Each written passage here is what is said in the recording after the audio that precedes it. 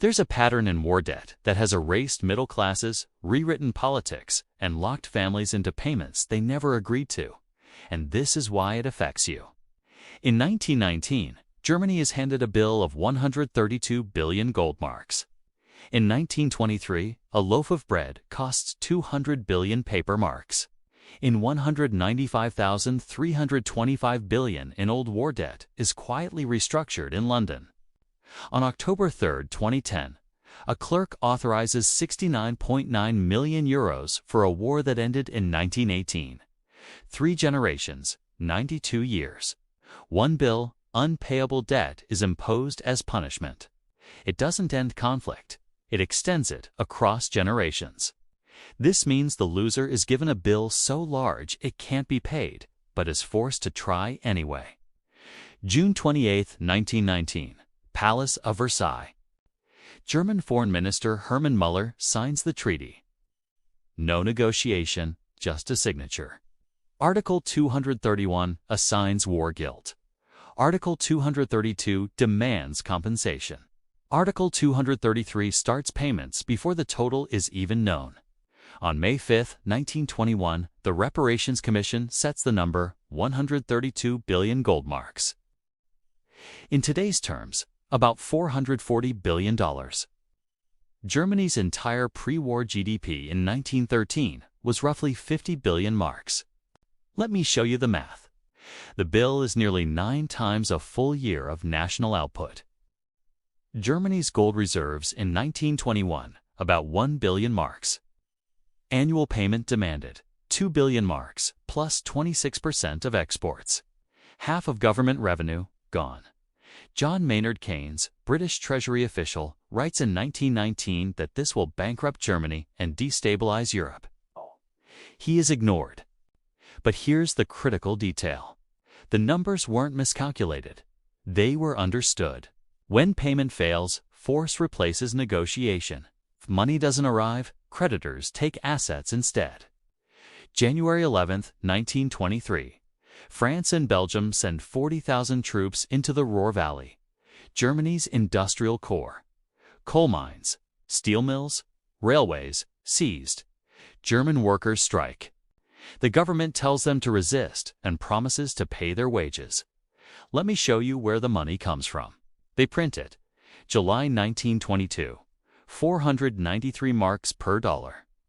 January 1923, 17,972. August 1923, 4.6 million.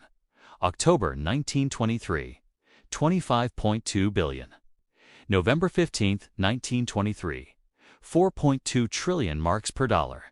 Fastest hyperinflation ever recorded. A loaf of bread. End of 1922 to 160 marks. November 1923, 200 billion marks.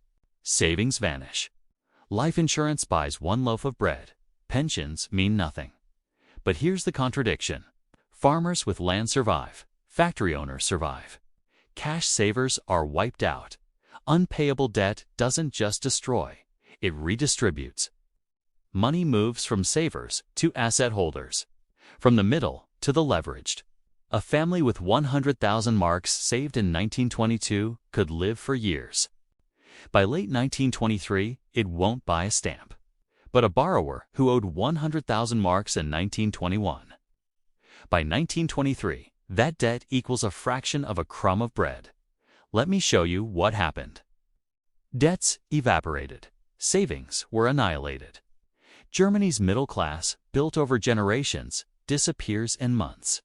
And here's the critical detail. Reparations didn't just demand money. They forced the printing that destroyed everyone who trusted money. When debt can't be paid, it gets refinanced, not reduced.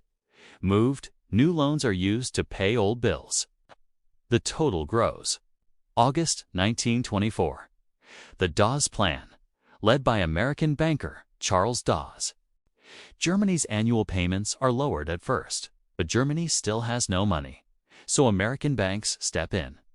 Between 1924 and 1929, they lend Germany about $2.5 billion. In today's money, roughly $45 to $50 billion. Let me show you the circle. American banks lend to Germany. Germany pays France and Britain. France and Britain repay war debts to the United States. The money returns to America. Banks collect fees, about 1 to 2% per loan. It's over $50 million in 1920s dollars, nearly $800 million today, plus interest. By 1929, Germany owes about $9 billion in reparations left, and $4.5 billion in private loans. Over $200 billion today. But here's the critical detail. Germany's economy is growing slower than its debt. Up to this point, this looks like progress. Stabilized currency, foreign loans, growth, but this is actually where the system breaks. When refinancing fails, the timeline is stretched across generations. If the bill can't be paid today, push it onto children not yet born. 1929. The Young Plan, led by banker Owen Young. Total reparations reduced to 26.3 billion marks. In today's terms, around $400 billion. Payments extended to 1988. Nearly 60 years.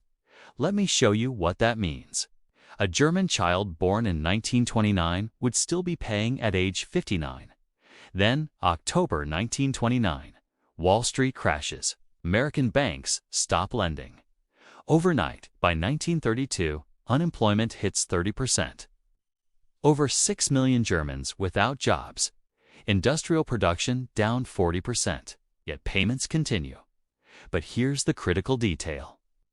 The entire system depended on loans that no longer exist. Economic collapse rewires politics. When rules destroy lives, people vote to burn the rules. September 1930 election. Nazi Party jumps from 2.6% to 18.3% of the vote. July 1932, 37.3%. Largest party. Their message is simple. End Versailles. End payments. January 1933. Adolf Hitler becomes chancellor. October 1933. Germany stops reparations. Let me show you the sequence. Unpayable debt. Economic collapse. Political radicalization. And here's the critical detail. This wasn't a surprise. Keynes predicted it in 1919. Unpaid debt doesn't vanish. It waits. When enforcement fails, creditors park the bill for later. June 1932. Lausanne Conference. Reparations suspended. Not forgiven. Suspended World War II follows. May 8, 1945. Germany surrenders. 1953. London Debt Agreement. About $25 billion in German debt restructured. Roughly $300 billion today. Terms are softer. Germany pays about 50%, only from trade surpluses. And here's the clause. Remaining WWI bonds payable only after reunification. Let me show you what that means. In 1953, reunification seems impossible. So the debt is frozen in time. Between 1953 and 1983, West Germany pays about $14 billion. Manageable? But here's the critical detail. The bonds still exist. Old debt comes back when conditions change. A buried bill is reactivated by a new event. November 9, 1989. Berlin Wall falls. October 3, 1990. Germany That clause wakes up. It's outstanding principal. About 200 million euros. Accrued interest since 1953, about 70 million euros. Total, roughly 270 million euros. Around $350 million then. Let me show you the deal. Germany agrees to pay over 20 years. Final payment set for October 3, 2010. But here's the critical detail. These are bonds issued in 1924 and 1929. Generational debt ends quietly. Not with speeches, with a bank transfer. October 3, 2010. Berlin. German Finance Ministry. A clerk authorizes 69.9 million euros. About $90 million at the time. Let me show you the span. War ends November 11, 1918. Final payment, October 3, 2010. 92 years. Total Germany paid across all schedules, roughly $89 billion in today's dollars. For comparison, Marshall Plan aid to Germany, 1948 to 1952. About $1.4 billion then. Roughly $17 billion today. 5 times more paid for a war than received to rebuild. But here's the critical detail. The last payer wasn't a soldier. He was likely a grandchild of one.